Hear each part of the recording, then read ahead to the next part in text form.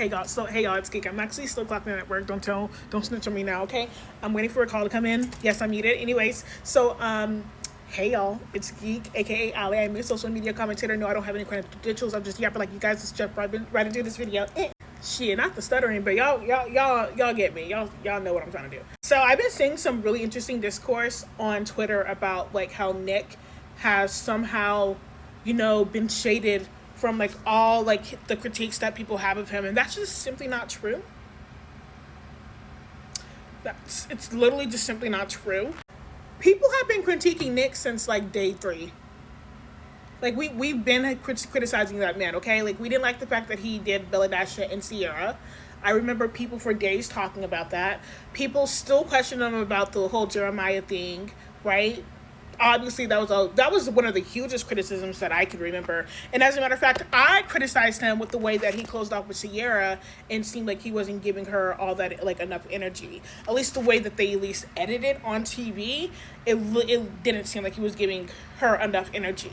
So I thought that was really, really fucked up of him to close it off with a woman that he doesn't seem like he's really out there for. So no, people have actively been criticizing that man. It's not our fault that you don't see it or that you don't engage with that content because you're the one that is so hyper focusing on the ship of Nick and Alandria, which is ironic because I love Nick and Alandria, okay? I think that them two together is probably the best thing that could have happened for both of them. I think like Nick has matured with just simply being around Alandria and her presence and like wanting to like seek her out romantically. I think Alandria has matured in regards to just opening up herself in regards to finding someone that she doesn't usually go for. Like, yeah. Like, who the hell said that Nick was perfect? Where are y'all getting that from? That man was perfect and that we're just like loving him so much. Now, we love him with Alandria because we love Alandria. But, like, we're not saying that Nick is, like, this person that is, like, not allowed to be critiqued. I wouldn't say that about Alandria. I wouldn't say that about Shelly. I wouldn't say that about Amaya. I wouldn't say that about any of the Islanders.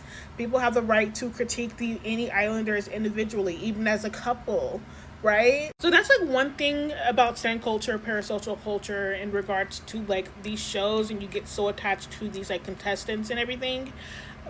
I really just don't understand the concept of like not allowing for a person to grow, right? And let me just talk about Huda really briefly, right? With Huda, the reason why it's really hard for me to like say that she's changed is just because the way that when she retells stories, when she talks about certain things, when she says certain things, she lies a lot. And I don't think she realizes that she does it, but that is a huge pet peeve of mine. It's a huge trigger for me. So I can't really like lean into a person that straight up lies, like with the whole her and Jeremiah situation. Like Jeremiah was saying one thing to her and then she'll go and tell the girls something completely different, right? When it came down to Huda and Shelly was like, hey, we can talk about this another day because I'm very aggravated right now.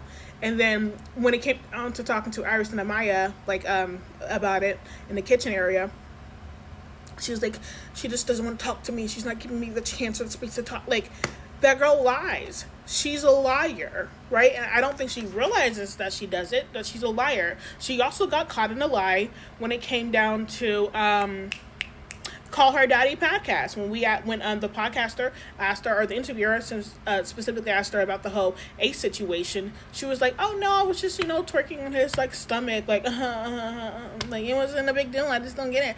And then like when you actually watch other people's interviews, people will literally be like, oh yeah, no, she had her ass in his face. Like, she was twerking in his face. Like, she was doing too much in his face.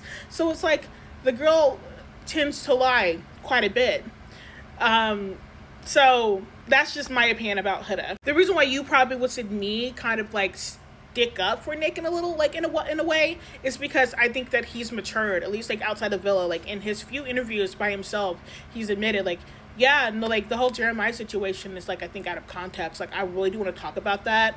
I don't want any bad blood between him. Same thing with Bella Dash. Who's like, Bella Dash is this beautiful woman and everything. And in all honesty, like, it's just that Sierra, marked off more boxes, and that probably could have just been weird the way that I went about it. But like I'm still cool with her. Okay, genuine response. The whole thing, even with Sierra, he was like, yeah, I mean, like, it's really weird to wanting to like to be into this other connection with Alandria, and like me and Sierra were closed off. And like I do want to talk to her eventually, but I'm really trying to figure out what's going on with me and Alandria. Like, so like I think that's a genuine, proper, mature response. If I'm being honest with you guys, the way that I'm thinking about the entire like situation with you guys wanting to criticize Nick so badly, which nobody's stopping you, by the way, but the reason why you guys want to criticize him so badly is because he bagged somebody like Alandria. Alandria, this very beautiful, put together, calm, like composed person, right? Nick, who was fairly silly, crazy, funny, comedic, like just very, very extroverted. You guys don't like that, like how opposite they are. Which is funny because they are quite literally out of a Wattpad book. Like this is like one of our favorite tropes, like nerdy girl, class clown. Like this is something that a lot of us would actually live for, right? But the thing is, with them together, you can tell that Nick knows when to be mature and calm and collected, and when he knows when to be like funny and comedic in regards to like the things that he would say with them during the interviews, right? Just to make her laugh and make her giggle, and like their banter. Like he knows when to reel it in, and he knows when to let it out. So when we're talking about, once again, criticisms, I feel like people should have the right to criticize that man. People have the right to criticize any Islander. But I think that sometimes you guys over-exaggerate y'all's issues with these people. I could even say the same thing with Huda, right? Came across a video where somebody says Huda is a terrorist. I'm just going to say that because she gives off that vibe and because she's from Palestine. That's fucking crazy. You're fucking crazy. Criticize her on how you think that she has a tendency of being abusive. Criticize her when it comes down to that she coerced a man just because, and got upset with him just because he wouldn't sleep with her. Do that. But let's not do all the extra shit. Same with the whole aspect of like Huda fans and Alandria fans even fighting, and like Huda fans going way too fucking far with the whole George Floyd meme, which was just fucking sick, right? Literally putting Huda's face on the officer and then putting Alandria's face on George Floyd. Y'all are quite really sick individuals for even thinking that was okay. This is what we mean, that like there's rampant racism within the Love Island community, Love Island sphere in general, and y'all need to be checked on it every single time.